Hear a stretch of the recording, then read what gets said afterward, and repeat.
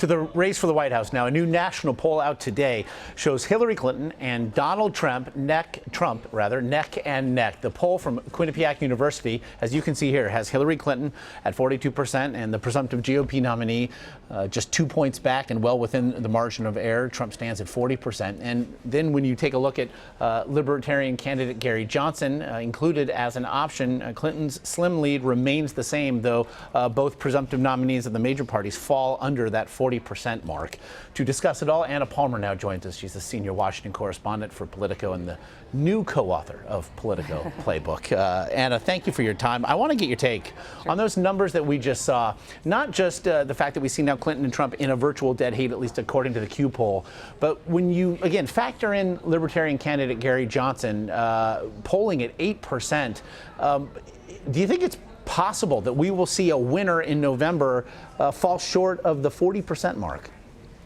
Well, I think right now we can't really count the Gary Johnson number too much, right? He has not hit that 15%, that magic number that he's going to need to be able to be included in the debates this fall, which is a major issue in terms of gaining and continuing to keep that traction. I would also say in terms of fundraising, you know, he's going to have to really show some strength there if he's going to be able to continue to keep that number. I would say we're a little bit far off in terms of whether or not we're going to be under that 40% number or not. Anna, we have seen Donald Trump have 2 or 3 of the worst weeks of his, however nascent, political life. And yet again, those numbers suggest that for all the self-inflicted wounds we've seen on the part of Donald Trump, Hillary Clinton can't seem to shake him.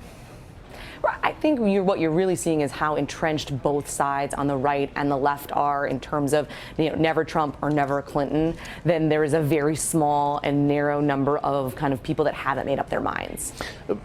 Also in the Q poll, it shows that Clinton now has an edge on who would best handle immigration as well as who would handle an international crisis. Trump, however, leads on job creation, handling ISIS. I want to just play a bit of what Donald Trump had to say yesterday in the wake of the terror attack in Istanbul and get your thoughts on the other side.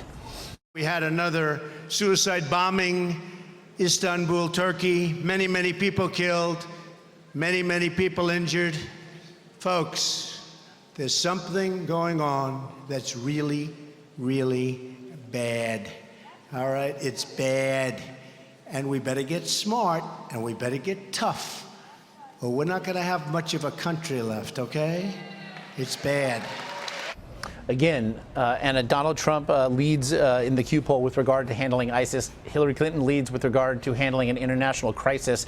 You do see, though, that the Venn diagram, you see that middle area there. If these attacks then begin to happen with the same frequency we are seeing them, who's going to have to modify their message? I think what you saw there is Donald Trump playing on the heartstrings, right? The emotions of attacks like these that have happened, where you've seen Hillary Clinton try to be more of kind of putting together a plan and showing her plan of attack of how she would handle these kind of crises. So what's going to happen here is you're going to see both of them try to figure out how can either Donald Trump put a little bit of meat on the bones in terms of how he actually might handle this, but, you know, clearly Clinton has kind of really so far kept to her playbook, and I think that that camp has not wavered on that messaging, so it's hard to see a dramatic shift unless there's some major shifting in the polls. We also see some news this morning. President Obama will be now campaigning with Hillary Clinton for the first time. It's set to happen in North Carolina next week on July 5th. To be specific, it is an opportunity that reports have suggested the president has looked forward to for some time now. How do you see him impacting the race? I think one of the most interesting things to watch this fall is President Obama will probably be the most active sitting president campaigning for the next the next nominee than we've seen in the modern history. I think this is an opportunity he sees to kind of talk about his record, to explain himself. He has 52% approval rating right now in some of the most recent polls, and so the Democrats are looking to use that to try to bolster, get some of the enthusiasm, particularly among African Americans and others that voted very strongly in favor of Obama. Politico's Anna Palmer. Always appreciate your insights, Anna. Thanks so much.